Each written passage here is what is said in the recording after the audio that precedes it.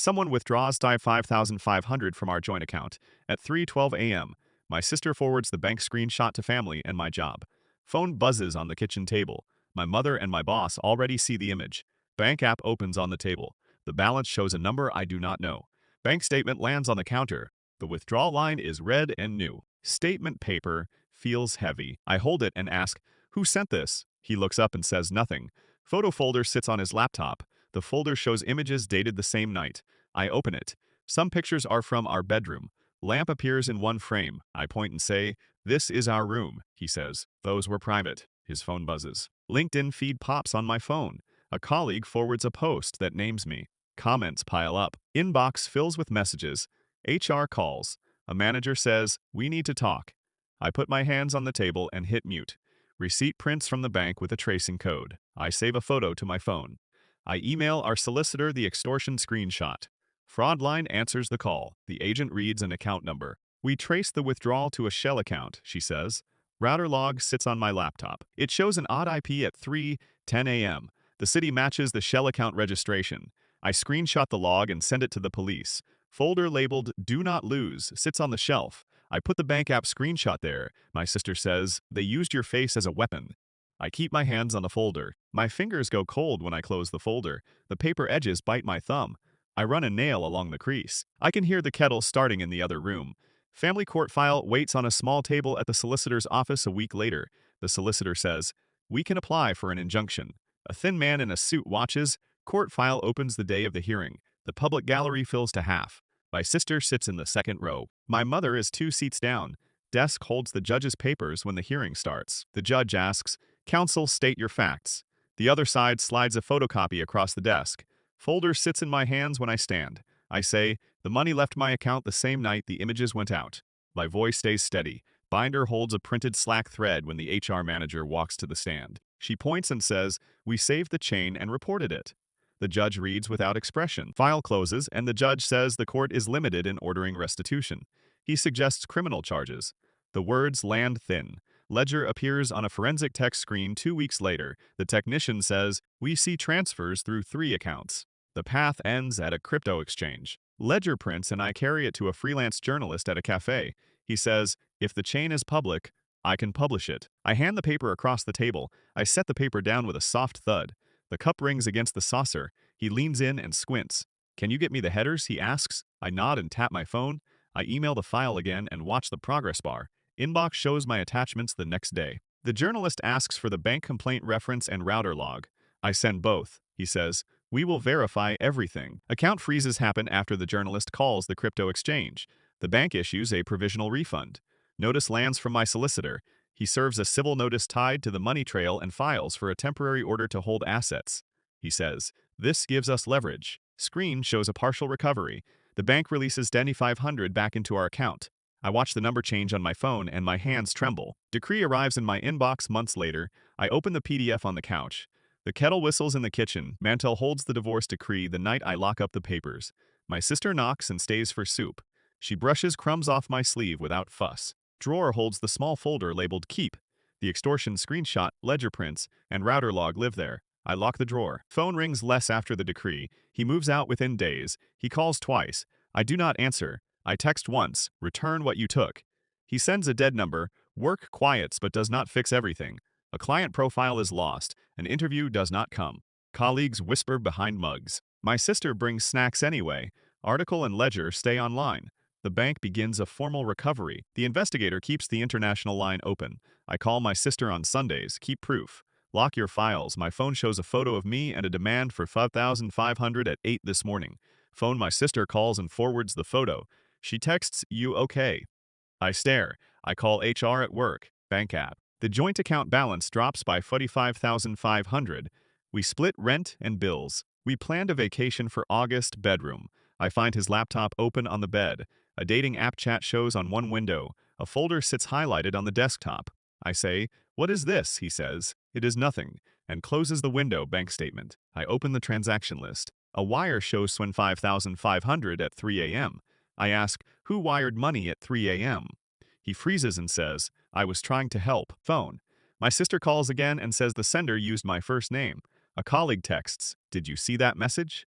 3 people ask the same question. Team Slack lights up. A manager asks HR to handle it. Receipt.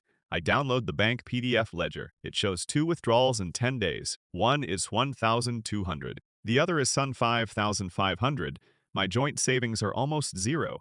I call the bank. Screenshot. I forward the extortion message to the bank and to HR. The extortioner demands silence and payment. My sister says, I am going to block them. I make a list. Ledger. I print the PDF and highlight the transfers. I copy the extortion message. I save every file and email them to myself and my sister. I hide a thumb drive in a kitchen jar. Zoom. My manager asks for a statement for HR. I read the facts and attach screenshots. HR asks if I want to file a police report. I nod station. I go to the police and hand over printouts. An officer photographs the papers. He asks my name and the timeline. He says, "We will log this as extortion," and gives me a crime number. My hands tremble when I leave court file. A week later, my partner files for separation. He tells the judge I spent the savings. The public gallery murmurs. A neighbor watches from 2 rows back. Clerk. I bring the joint account history and police report to the hearing. The judge flips through my documents. My partner's lawyer points and says, "She took money." The judge asks me to respond. I say, "I didn't take money for myself." The judge asks, "Then who?" I hand over the extortion screenshot and the transfer ledger. Phone. My sister testifies and shows her time-stamped message. The courtroom checks metadata. The judge calls for a continuance to verify the transfer trail USB drive. I hire a freelance forensic analyst. She copies files from my thumb drive and runs headers on the images. She calls at night and says, the image was sent from his phone. I sit at the kitchen table and listen. Bank transfer log. The analyst traces the 45,500. It routes to an account link to an email matching the dating app contact. The transfer moves through 2 offshore intermediaries and lands in a private wallet. She emails a trace file and a signed statement reporter. I send the analyst file to a reporter I met at a panel. She asks for the bank logs and chat export. She replies, "This is a pattern," and starts working. Publication. The reporter publishes a short piece about shell accounts. Regulators notice. Comments flag the intermediary bank as small and local. The story gains traction. Court reconvenes. The forensic analyst's statement arrives. The judge reads it and calls a bank investigator. The bank rep shows internal flags and admits a delay in blocking the transfer. He says, "We followed the trace after your alert." My partner says, "I was trying to fix it." He avoids eye contact. The judge calls the bank and the analyst as witnesses. My sister squeezes my hand. Receipt. The bank issues a provisional credit. The judge orders an injunction withholding the disputed funds. My partner's lawyer objects. The judge says, "No transfers until the court decides." Files. I work with the reporter and a watchdog group. They file complaints with regulators. Regulators ping the intermediary bank. The receiving account freezes. The bank starts recall procedures. I get a letter from a regulator confirming an investigation. I stamp the letter and tuck it into my folder. The paper crackles when I close it. I make a note on my phone. Call regulator contact. I read the line item twice. Recall. The intermediary bank returns part of the funds after confirming fraud. The bank posts a memo to my account. I photograph that memo and email it to my lawyer. The memo names the offshore wallet and gives a recall code. The return is partial court. The judge narrows the issues and orders my partner to produce his phone. He refuses.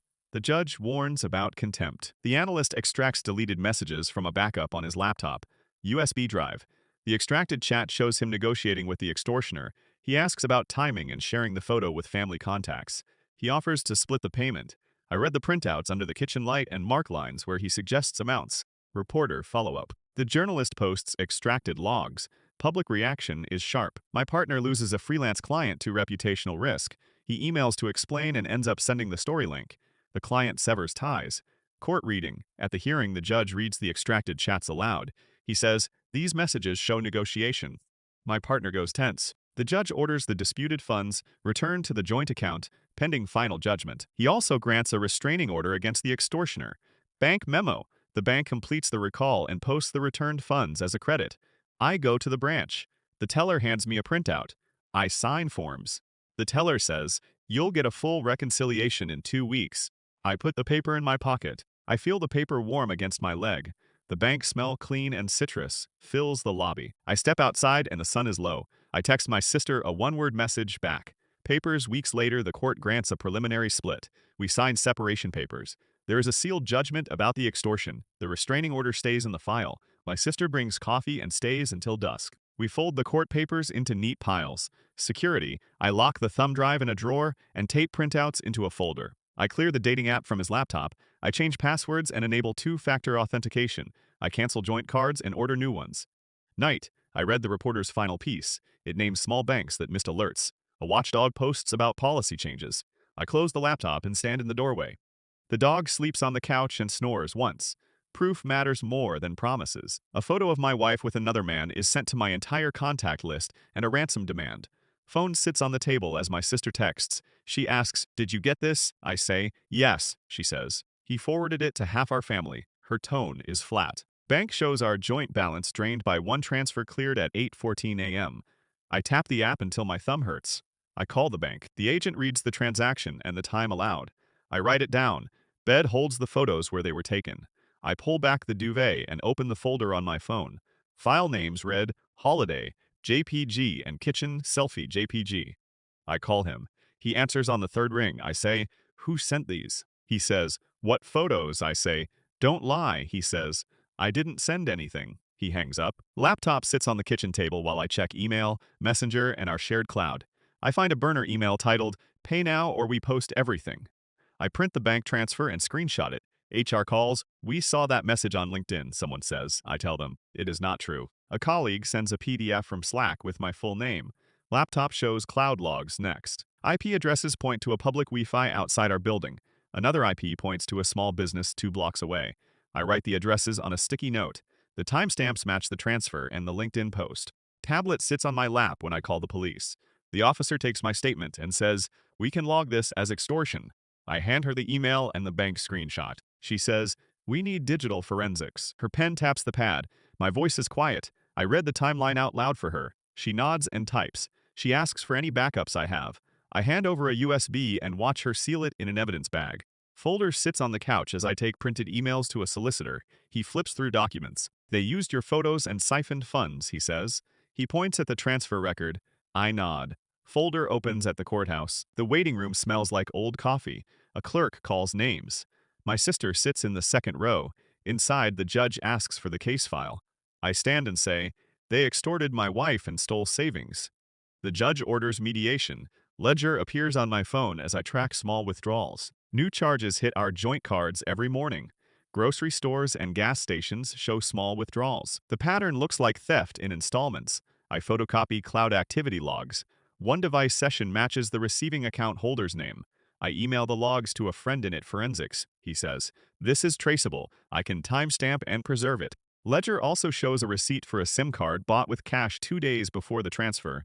Store CCTV time matches the purchase. I hand the receipt to the police. They say, "We can subpoena the footage."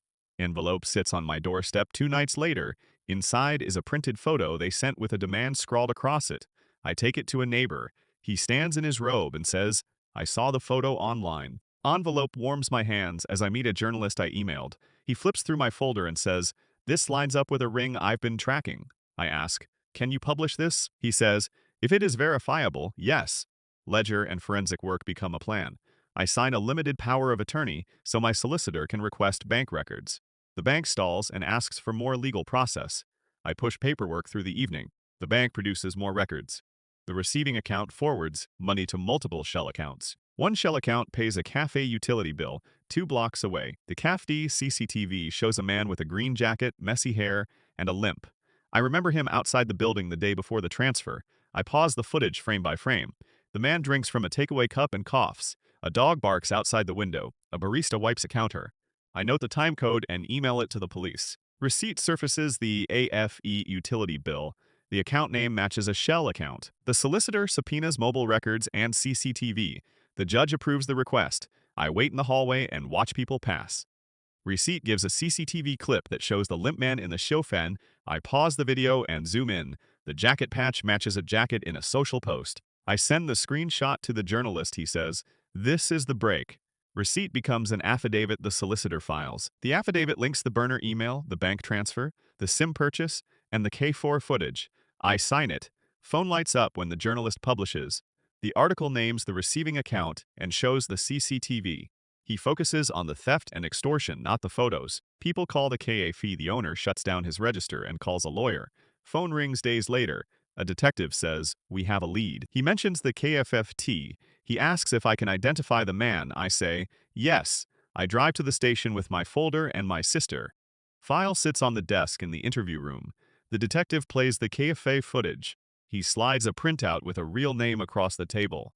I look and then look up. My hands catch the paper's edge. 2 weeks later, the charge sheet lists extortion and theft. Police recover $52,200 in cash. The chain breaks in places, but funds freeze. I smell the station coffee and it tastes like burnt paper. My sister squeezes my hand. The detective taps the printout and says, "We're serving a warrant." File weighs less when the judge grants a preservation order on the receiving account. The bank freezes linked funds. The solicitor asks the judge for restitution. The judge schedules a hearing. I breathe. Envelope arrives with a court notice for the hearing. The divorce is ongoing. The judge will consider the frozen funds in the final settlement. I fold the notice and put it away. Envelope waits on the kitchen counter the morning. The KFA owner is cross-examined. The courtroom fills. The prosecutor asks, "Did you knowingly handle funds from extortion?" He says, "No." The judge says, "This court deals with criminal conduct today." The public watches. Ledger closes when the prosecutor lays the transaction chain on screen. The judge reads the timeline aloud. He finds probable cause for extortion. Bail is set. Ledger opens again for restitution. The solicitor hands over itemized transfers and timestamps. The judge awards partial restitution for recovered funds. He orders tracing for the rest. Divorce decree lands in my inbox a month later. The decree divides assets. The judge treats the frozen funds as marital property. The solicitor says, "You will get a portion back." I mark the decree with a pen. Envelope sits on the table when I fold a shirt at dusk. I lock and unlock the drawer twice. The flat feels larger and quieter. Envelope holds a sealed restraining order that bars the limp man from contacting my wife. I slide it into my folder and tuck the folder under bills. Envelope rests beside the divorce decree the night the case closes. The attacker pleads guilty to extortion and theft. The court orders partial restitution. The KFWC owner is fined. The limp man gets community service and account bans. Envelope sits in my drawer the next evening. My sister texts, "Good job." I type, "We did what we could," and send it. Folder stays on the shelf with screenshots, receipts, and the judge's order. I do the dishes and fold clothes. The flat smells like lemon cleaner. Folder closes the story for now. I keep the papers and the court order in one place. Be careful who handles your photos. Months pass. The flat settles into a new rhythm. I change small things. I add a door chain. I put a camera by the front door. I replace the router and set a new admin password. I print a checklist and pin it by the kettle. Step 1. Call bank. Step 2. Change passwords. Step 3. Log out of shared devices. I tick boxes with a pen that clicks. I call the credit agencies and put fraud alerts on both our names. I freeze any new accounts. The agent says it will take 7 days to process.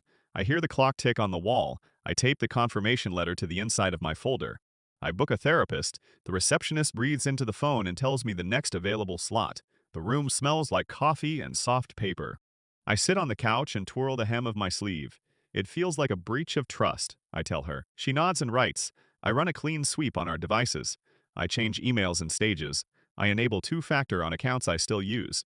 A small beep from the phone confirms each new login. I make a new rule, no shared passwords. I write it in my notebook and underline it twice. A neighbor knocks and offers to watch the dog when I need to go to court. His voice is low and practical. "Just tell me when," he says. I put my hand on the notebook and say, "Thank you." The sound of the kettle fills the silence. The journalist emails for follow-up documents. The watchdog group asks to archive my evidence. I package printouts into labeled envelopes. I slide them into a bank's safety deposit box for the week. The deposit box lock clunks. The metal feels cold under my palm.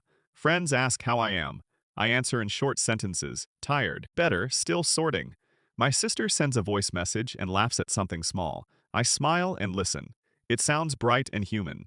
There are small wins. A chunk of the money comes back as the bank completes reconciliation. I get an email with a line item, recovered funds. My shoulders loosen. I make a cup of tea and press the mug with both hands. Steam warms my face. I give a short talk at a local community center about online safety. I show a redacted screenshot and a list of steps to take.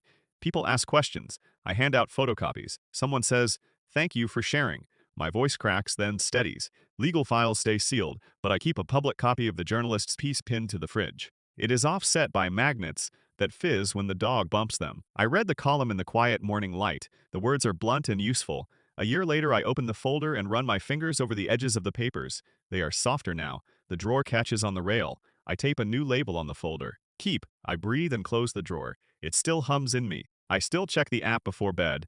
I teach my sister how to save email headers and how to photograph receipts. We sit at the table and practice. Open the email, click more, show headers, I say. She follows, patient and steady. I keep the photocopies, the memos, the judge's order.